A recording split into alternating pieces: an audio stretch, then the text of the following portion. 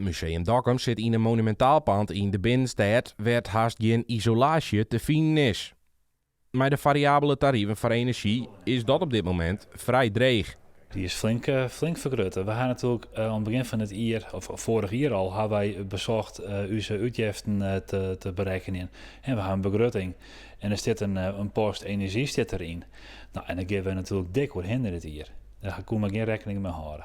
Om de energiekosten dags wat in de hand te houden, hebben ze in het museum al een aantal aanpassingsdienen. Zo binnen ze bij gelijks op keepsnijn net meer iepen. We hadden de temperatuur wat naar beneden gebracht. Daardoor kunnen we toch een keer wat kuub besparen. De bezoeker merkt er net heel veel van, want die is hier in beweging, zit net stil hier, dus die skarrelt mooi doorheen. Dus daar kunnen we wat pakken. We kunnen het op een gegeven moment haar sluiting, dat we net hier binnen van het publiek. We kunnen zeggen, we door de verwarming helemaal uit, maar dat is weer net goed voor de collectie. Er ben je altijd meest aan het werk. Die moet ook op een bepaalde comfortabele temperatuur rond hun werkbank in. Om de collectie intact te houden, wordt er ook gebruik maken van temperatuur- en luchtvochtigheidsmeters.